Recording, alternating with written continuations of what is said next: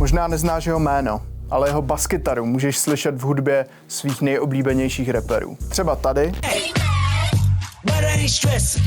Nebo tu. Nebo taky v tomhle případě.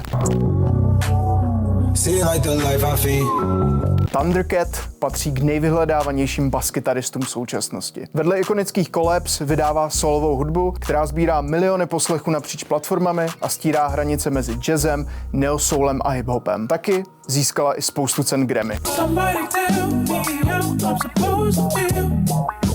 Na začátku dubna mu vychází nové album Distracted, na kterým hostují A$AP Rocky, Lil Yachty, Willow nebo zesnulý Maca Millera, jeho blízký kámoš a dlouholetý spolupracovník. Právě po jeho boku se Thundercat zapsal do historie díky legendárnímu Tiny Desk koncertu.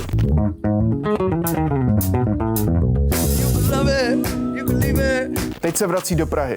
10. března vystoupí díky Force v klubu Roxy. V rozhovoru pro Refresher jedinečný Thundercat mluvil o své aktuální desce a kreativitě, ale i o vesmíru a Star Wars. Thundercat se k rozhovoru připojil z Los Angeles, kde právě bylo zhruba 9 ráno. Hello. Hello. How you doing? I'm fine. Thank you so much for doing this, Thundercat. It's a big pleasure and honor. Thank you for having me. I was wondering, what's your favorite cartoon or anime, and how does it feel like it's adventure time? What's my favorite cartoon? Favorite cartoon? Favorite? That's an interesting question. Nobody, I mean, favorite cartoon? Mm-hmm. SpongeBob. SpongeBob. Okay. Maybe. I don't know. Sometimes it feels like SpongeBob. Sometimes it feels like Gumball, The Amazing World of Gumball. Mm-hmm. Maybe my favorite is Fist of the North Star, or I don't know. And there's too many. It's too many. I don't know. It's very hard to name a favorite. Right. But are cartoons and anime still like an important thing for your music, like a source of inspiration that kind of keeps on giving? Absolutely. It will always be very influential and informative to the music for me, yes. What is it about them? The stories or the colors or the whole experience? Yeah, I think it's the whole entire experience is like, I think I've spent so much time in my life watching anime and cartoons that it's just very much in the DNA of, it's so many different things about it, you know, especially when it's very well made. I think that it's very inspirational, you know. Mm-hmm.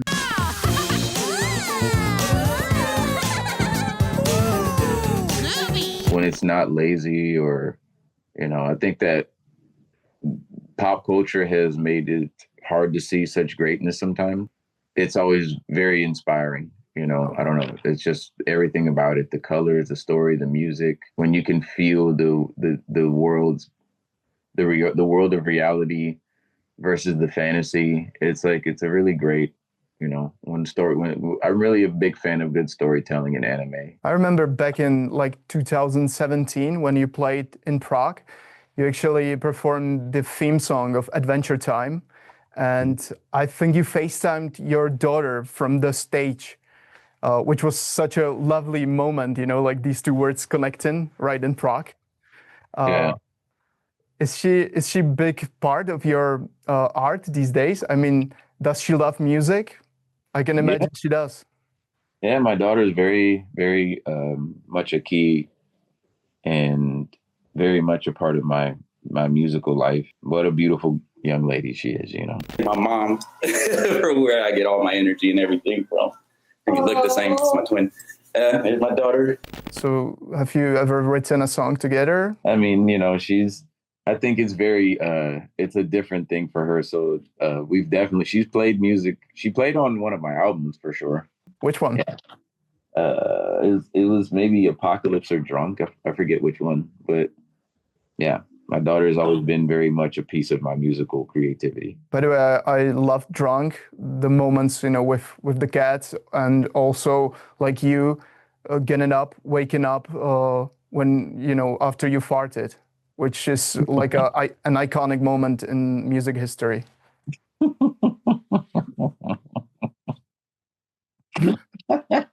I think I left my wallet at the club. By the way, you started as a bassist in Suicidal Tendencies. I remember seeing that band live at Rock for People Festival in Czech Republic. After you left.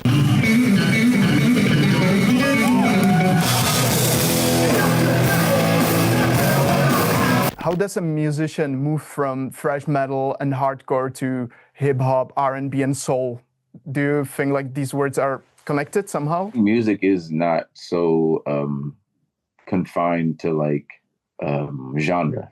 You know, I feel like that music is a very big spectrum that we are all a part of, and it can go many different ways. You know, it's very nice that the further back you go, you have jazz and classical music. But I think that everything is always ever changing and growing. And even though some things stay the same, some things change and grow. And I think that there is no separation in these things. Do you think there's a territory that you haven't explored yet and you would love to sometimes in the future? I'm very much my mind and my heart are open to what can come. And I don't know. I'm excited for however it shows up, you know? All right, let's play a quick game if you're up to it. I'll name an artist you've collaborated or worked with, and you describe them as a person or the collaboration in one sentence. So a name in one word to describe? Or one sentence, yeah. Okay. All right. Kendrick Lamar. One of the most profound artists of our generation. Tyler, the Creator. Fucking stupid. Love it. Bruno Mars. Cold as ice. Mm-hmm. Anderson .Paak. Best hair in the game. Travis Scott. Wild. Ariana Grande. So one of the most talented singers and performers of our generation. Childish Gambino. One of the best black men ever made. Oh yeah. So talented, it's so actually scary. Yeah, he's one of the best black people ever created. Pop pills at the Coachella. Put my head in the weeds, man, I can't tell her. The fear that I feel, man, it might kill her. Man, it might kill her. Tame Impala. A word to describe Tame Impala as funky. Flying Lotus. Cosmic. And last but not least, Mac Miller. Spiritual. She a pin up, looking for a rich one. You take your ass on home, pick your kid up.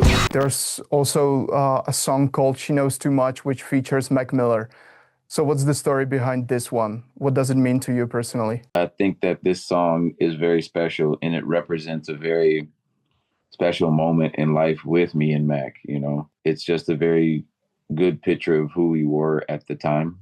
I don't know. It's just you know, I feel like there's a full circle moment with this song that I think everybody may be able to see. Mac was a good dude, and he stays with us forever, you know. So what made Mac so special, an important person in your life and artistic journey? He was one of my best friends, man. Mm. And yeah, makes you wonder, like, I would love to hear his music, his new stuff, and I believe he was such a nice dude. Yeah, he was a real beautiful dude, man. Your new album is called Distractions. So what kind of distractions are you facing? Is it especially like external or something from within? Oh, man. Just look at the world right now. Mm.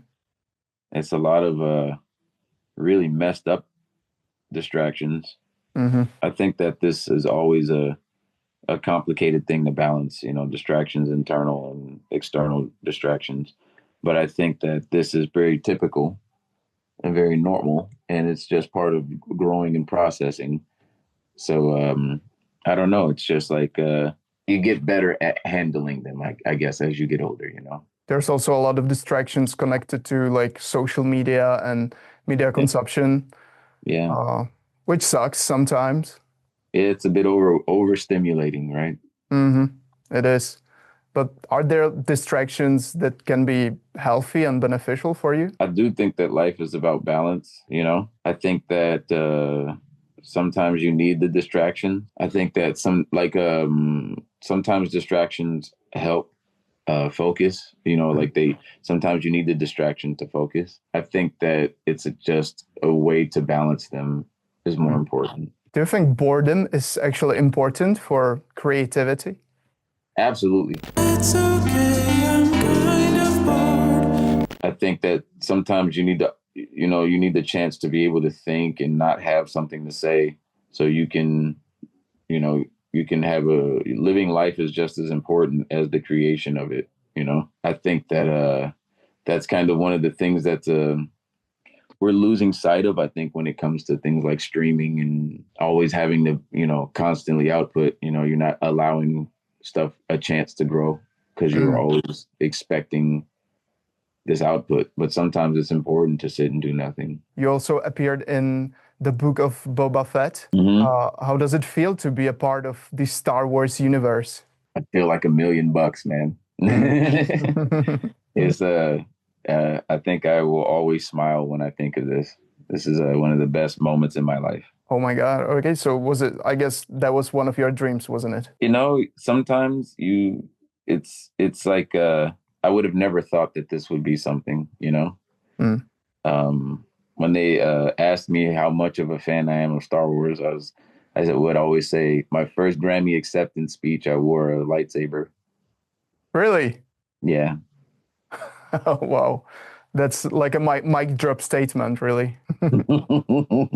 How would you describe your artistic universe to someone in Europe, Central or Eastern Europe, who has never heard your music before? I would ask them if they like Sonic the Hedgehog. And that would tell them everything they need to know. All right. So fast, colorful, fun. That's it, right? There you go. Love it. How is this universe connected to Brainfeeder? I guess that's a huge chapter in your life, right? I'll just be on my own. I'll just be on my own. They've always been a very big inspiration in my creativity because from Flying Lotus to everybody, have always encouraged me to be my own artist and my own self.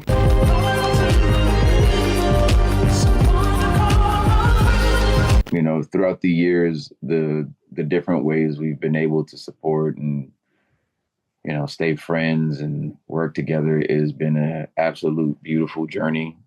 And the unknown is what makes it always special.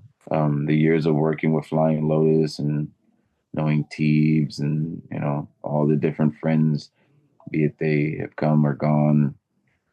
It's been a wonderful journey with Brainfeeder. I mean, it sounds like it's also about connecting the unconnectable and huge surprises, you know, like one label with people like Kamasi Washington and Igloo Ghost or like Toki Monster before, which feels like different words, but it makes sense somehow thanks to Brainfeeder. Yeah, yeah. What do you listen to in your free time when you're home alone? Sonic the Hedgehog 3 soundtrack, maybe Hydro City Zone or...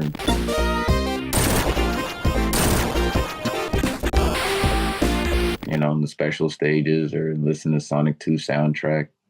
Sometimes the Sonic 1 soundtrack. So what is the one video game everybody should play? Sonic 3. You're going to Europe in a couple of days. So how is it different to play gigs in Europe compared to the US? Is there like a big cultural difference that always surprises you? I've spent many years before my music even was a thing coming to Europe, and I genuinely feel the love coming to the different parts of Europe because I don't know. It's I mean, every place is different, you know. I definitely feel the love when I come to Eastern Europe, and, you know, it feels very genuine and very real. And very exciting, you know. The people are very lovely and very friendly. I think that it's it's very fun experience. Can you feel the love in Prague? You have any? Yeah, I love Prague. You know, I do very much love Prague. And we love you. So it's a nice relationship. Hey. Do you have any message for your Czech fans? You're playing in Prague on March 10. You know, let me see. What was my message to my Czech friends? Time to have a goth party. Wonderful. All right. Thank you so much, Steven, for this interview. It was lovely. Such a pleasure to talk to you. Thank you. All right. Take care and see you soon in Prague.